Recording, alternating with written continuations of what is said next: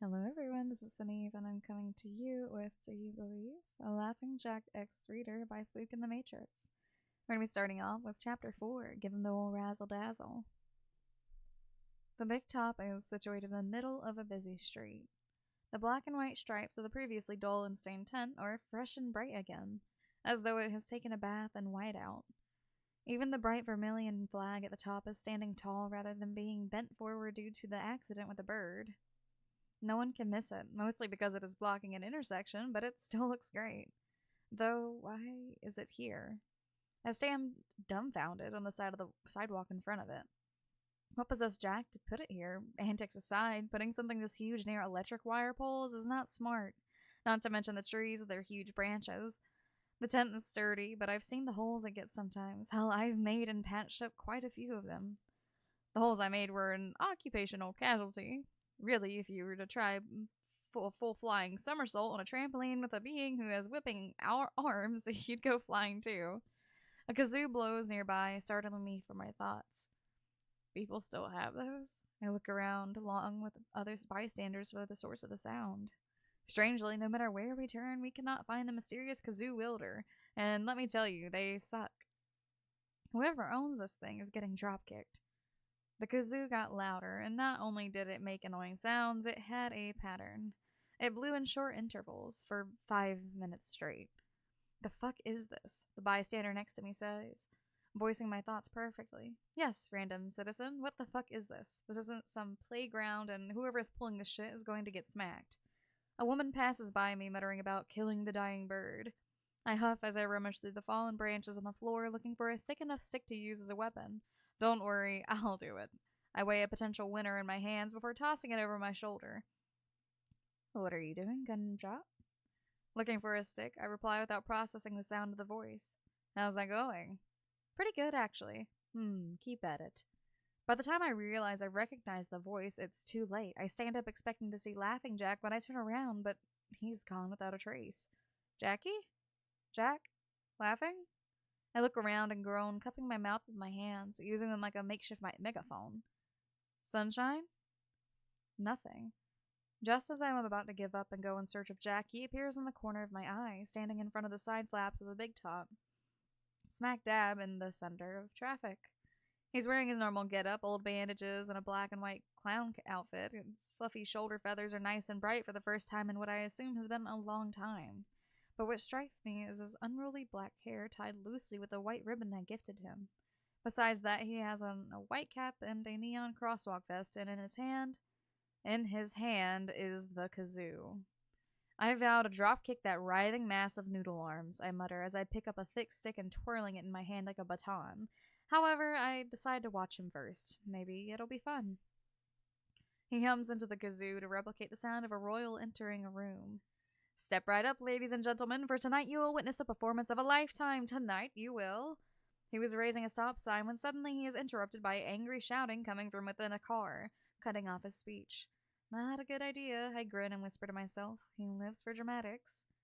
Jack, unsurprisingly, stretches his arms and breaks through the windshield of the car that interrupted him, a peaceful smile on his face despite his eyes looking crazed. Wrapping his arm around the driver's neck, he drags the man towards him, pulling him through the shattered glass. Perfect example, ladies and gentlemen. Look at the specimen. He whips the man around for everyone to see before dragging him against the pavement back towards himself. The poor man is bloodied and dirtied by the pavement. He begins to address the frightened and bleeding man. You, sir, you look like you could use some pizzazz in your shit life, he cackles, putting his sharp teeth on full display. Knowing him, it is entirely deliberate. The man claws at Jack's stripe-sleeved arm, but I know he has no chance of dislodging it, not when I never had much hope of it either. Jack leans in close, poking the man with his sharp cold nose. Worry not, my good man, the big top will provide the wholesome goodness that is macabre entertainment. He presses their cheeks together and turns them in the direction of the man's car.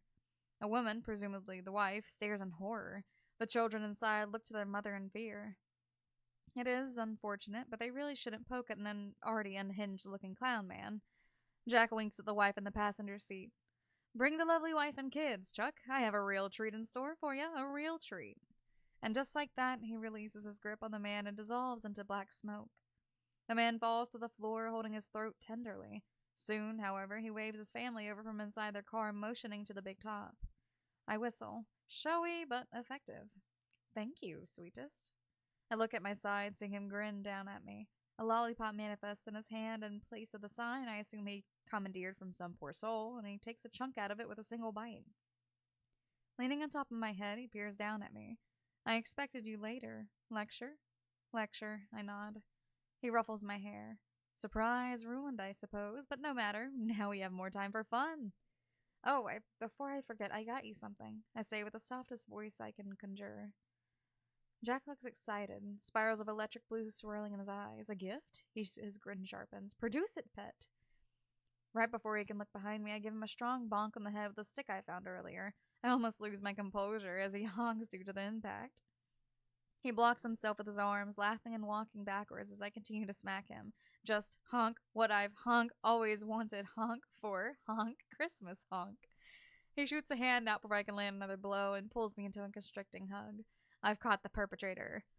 I squeeze an arm out and shove his face back, laughing at his wounded expression. Down, boy. He drops me unceremoniously on the ground. As you say, Chief. Grumbling from the fall, I slowly stand up and dust myself off. I still have a hold of my stick, maybe as backup if he tries summoning his kazoo again, but so far he just summons a new lollipop. Do I get to perform today? He taps his chin with a claw, loudly crunching on his latest lollipop. He says. Jackie. Jack. He can't be serious. His face turns contemplative, his lips twitching around the lollipop stick. Laughing Jack. I toss my hands in the air. For crying out loud, just tell me, you goose. He gives me a shit-eating grin. I'll think about it. And for the next 2 minutes, the street is filled with the sound of honking. That is the end of that chapter. It was really short, but honestly, I'm loving this. I like the little comedic stuff going on. I feel like we've been needing a silly one around. But let me know what you guys think. And I also apologize. I tried posting the other day, and I guess the video didn't go through all the way. But I posted today. I posted the video that didn't go through. And my mic, for some reason, has not been recording audio. So that has been a lovely thing. But aside from that, I hope you guys have an absolutely lovely day. And I will see you guys in the next video.